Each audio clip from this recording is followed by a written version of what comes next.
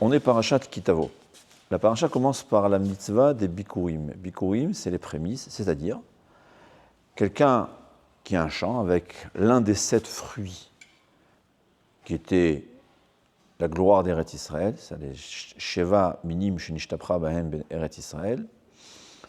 Dès qu'il voit un fruit qui commence à pousser, dès le début, il fallait mettre un signe que c'est les premiers fruits. Et une fois que les fruits ont poussé, on les amenait au Beth Amikdash, les donnait au Kohen. Et comme la Torah conclut, je dis à Hachem, je ne suis pas ingrat. C'est-à-dire, c'est montrer notre reconnaissance à Hachem, c'est donner les premiers fruits qu'on a, qui ont poussé, on les donne aux Kohanim. C'est-à-dire les Kohanim, au fait, quand on donne au Kohen, ce n'est pas le Kohen, on donne à Dieu. On rend ça, ce qui appartient à Kadosh Baruch Hu. Kadosh Baruch Hu, il dit, moi, je n'ai pas besoin de manger, évidemment. Donc vous allez remettre ça aux Kohanim. C'était quoi les Kohanim? C'était ceux qui étaient au service spirituel du peuple juif. Pas seulement, évidemment, le service dans le temple, qui n'était qu'une semaine tous les 24, et encore pas tout le monde. Les Kohanim, c'est Yoru, Mishpatecha, le Yaakov et Toratra, le Israël. Ça fait partie du Shevet Lévi, de la tribu de Lévi, que la seule chose qui les intéresse, c'était l'étude de la Torah. Même en Égypte, ils n'étaient pas asservis. Ils n'étaient pas asservis parce qu'ils étudiaient dans les yeshivot. Au fait, aujourd'hui, on dirait, c'est les Avrechim, ceux qui étudient la Torah. Donc, ils étaient tout le temps au service de Dieu, à étudier et à enseigner la Torah, comme aujourd'hui l'Avrechim, comme le Rambam nous dit, que ce n'est pas seulement les Kohanim qui peuvent accepter le rôle des Kohanim qui est dans l'enseignement de la Torah, n'importe quel être humain, un être humain, c'est-à-dire même un non-juif, peut décider d'être au service d'Hachem et étudier la Torah et l'enseigner. C'était ça les Kohanim. Donc, toujours quand on doit rendre à Hachem, au lieu de donner à Hachem, Hachem dit donnez à mes représentants, qui sont Shevet Lévi, qui est celui qui enseigne la Torah, qui étudie la Torah. Aujourd'hui, ça pourrait être à tout Avrer Kolal. Il faut savoir, quand on donne à un Avrer Kolal, à quelqu'un qui étudie la Torah, dont sa vie principale, c'est l'étude de la Torah, c'est comme si on rendait à Kadosh Baruch Hu. Donc, Bikurim, c'est principalement montrer, je reconnais que tous les fruits que Hachem tu me donnes, tous les fruits que j'ai, au fait, ça vient d'Hachem. Et, comme la logique dirait, il faut la première part donnée à qui ça appartient, à Dieu. J'avais un ami qui a demandé une fois à Rav Zuckerman. Rav Zuckerman, c'était un grand tzaddik qui vivait à Givat Shaul, un élève du Chafetz Chaim. Il lui a dit un bon juif qui donne maaser, évidemment. Maaser, c'est-à-dire il y a une coutume de donner 1/10 de ses entrées, les distribuer à la tzedaka, principalement à ceux qui étudient la Torah.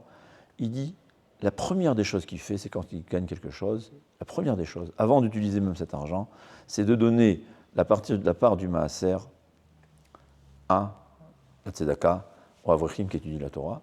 Et deuxièmement, il lui a dit aussi, évidemment, même en cas de difficulté, c'est-à-dire si j'ai 5 tonnes qui vont pousser, je donne 1/10, c'est pas un problème, mais même si j'ai peu, et on peut dire que même si ce que j'ai gagné n'est pas encore suffisant, je donne quand même la première partie. D'abord, je donne la part à Akadosh Baruch Hu, pour montrer à Hachem, oui, ça t'appartient, c'est toi qui me donnes tout vient de toi, et je te rends le premier, ta part. C'est ça, la tzedaka. Mais le plus important, c'est qu'on voit ici cette notion d'être reconnaissant. D'ailleurs, le Chovot Halevavot nous enseigne. Il nous dit, toutes les mitzvot, c'est une reconnaissance envers Akadosh Baruch Hu. Akadosh Baruch Hu nous donne 24 heures dans la journée, c'est Dieu qui nous les a données. Il nous dit, tu vas me rendre 2 heures pour la tfila, pour prier, pour étudier la Torah. Il n'y a rien de plus logique. C'est être reconnaissant. Akadosh Baruch Hu m'a donné de l'argent, je lui rends ce qui lui appartient, je suis reconnaissant. Akadosh Baruch Hu m'a donné la possibilité d'avoir des plaisirs, de manger. Il m'a limité, je suis reconnaissant.